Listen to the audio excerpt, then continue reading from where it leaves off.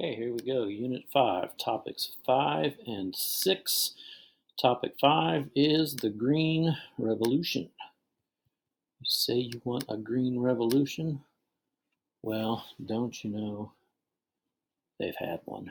Okay, first thing I'm going to say before we get into this Green Revolution bit at all here is that the biggest mistake made with the Green Revolution is people thinking it's environmentalist, because these days all the environmentalists, they say that the Green Party, or we're going green, or green, green, green. Green means friendly to the environment. Green means that.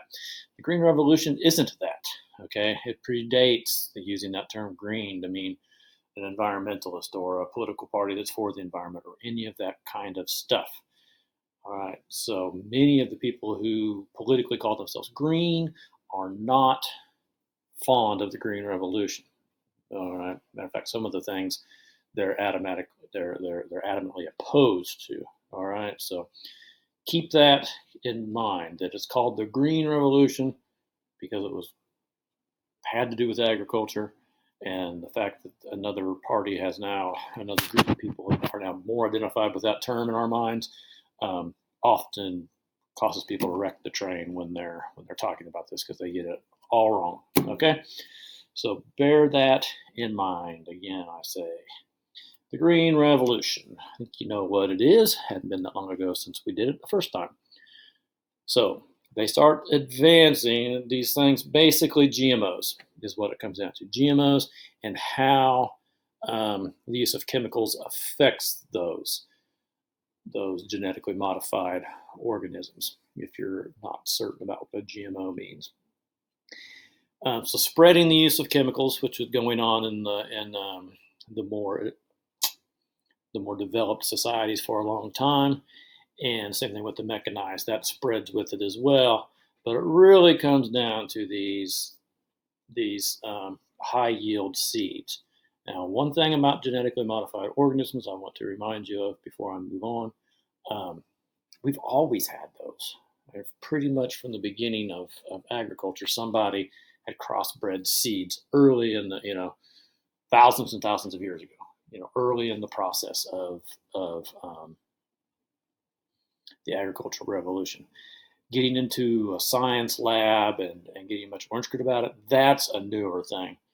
So pretty much everything people have eaten for the last hundreds of years, like I said, you can probably go back to thousands of years, is genetically modified in the fact that people have manipulated the different types of and varieties of these plants for a long time. So that's another thing not to get confused about. Just because a seed is genetically modified doesn't necessarily mean it's a new thing, but this type of thing it's got much more advanced. So typically that's what people are talking about. So questions I saw about this were the regions that were impacted.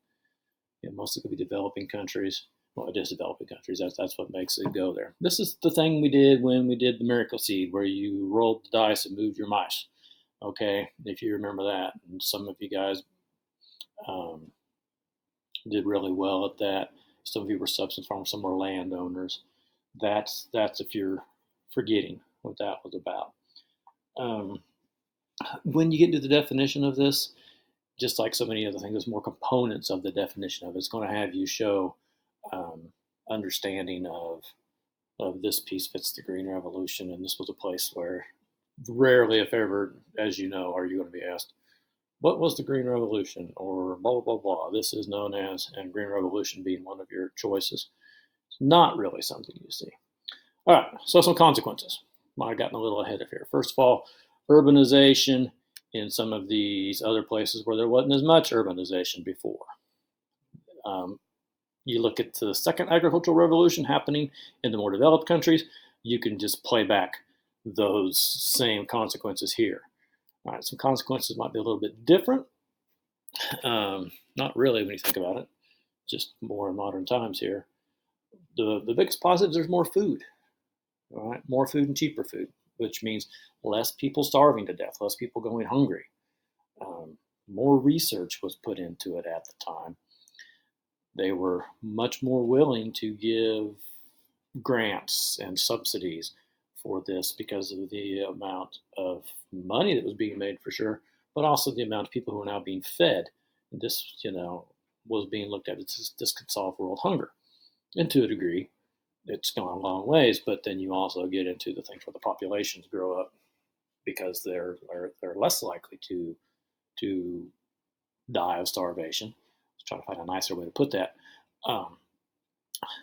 So then that kind of equals out how many people might not be, because now you've just got more as well.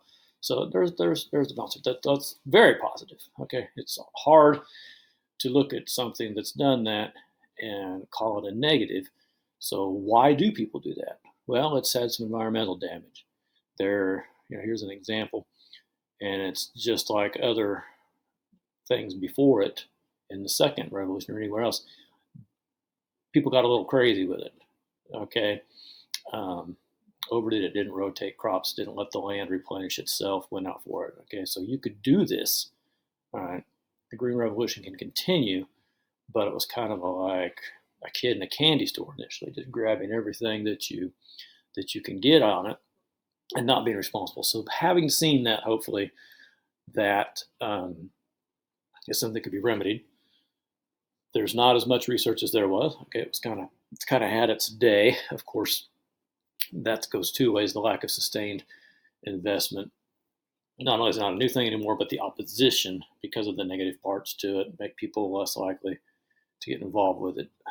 The whole GMO controversy, something people can dirty themselves up in politically, so that it's often you have universities and companies and whatnot avoiding getting further into it for that reason. The protesters being successful, basically. And disregard for local needs. So now you can grow all these things and you can do much more. So grow these cash crops will do that for you. So it kind of messes up what they were doing there. It was also very limited in Africa. Okay, Africa, due to its diversity in crops and soils and the climates there, that's one thing there. Africa is very large, as I've shown you several times, much larger than we think it is just by looking at a globe, and diverse in many ways.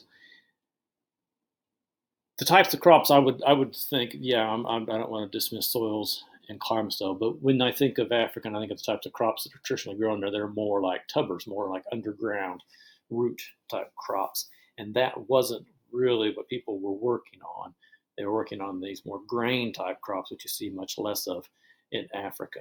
So without having done any research and deep reading on it, I think that this first one is probably first for a reason, because that's the one that really hits it on the head there. Perhaps there's people trying to work that out there to where, Africa, because that's where a lot of the starvation in the world is today. But then, let's try to avoid this while we're at it. Test questions that I saw with that: factors that led to its implementation. Or that, the lack of these things are going to show up, right? So people start doing that. And factors that led, or factors that limit its impact, factors that limit its impact. So we're going to get into these type of factors now. It could have gone farther, but there's these problems that you would see with those. All right, next topic, 5.6, these production regions here. Okay, agricultural production regions.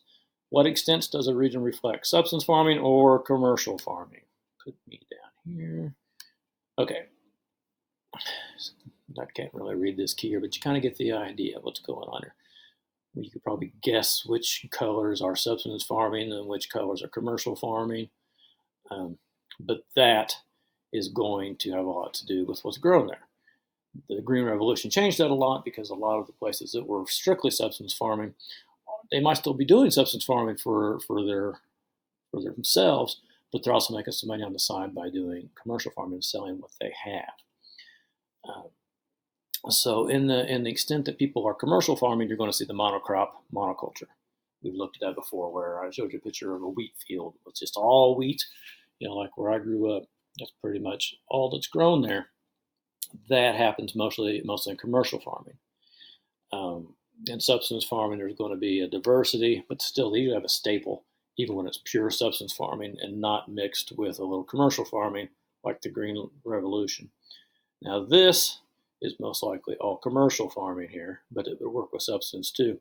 That's intercropping. Intercropping is different than just planting different things in different fields, because you see it's alternating between itself here. This is good for limited farmland.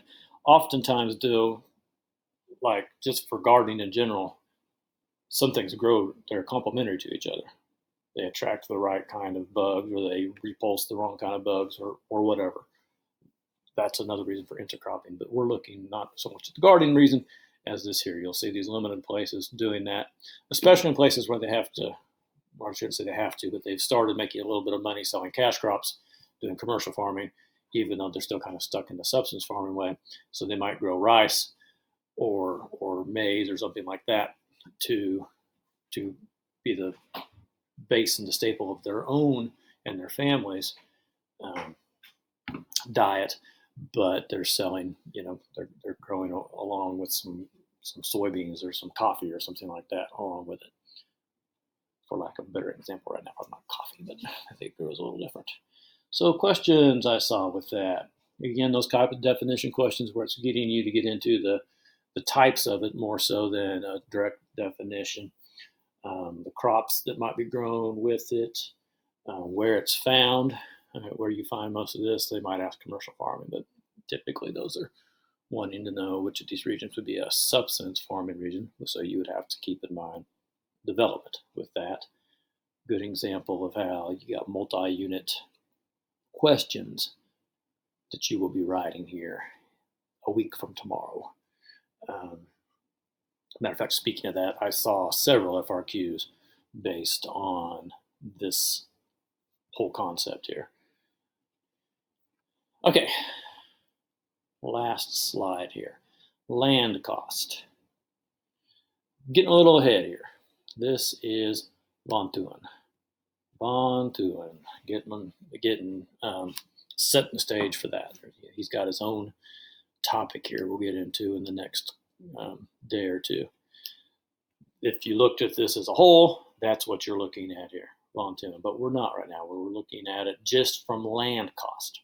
That's another thing that generates these is land cost. We also know there was shipping costs involved with that too.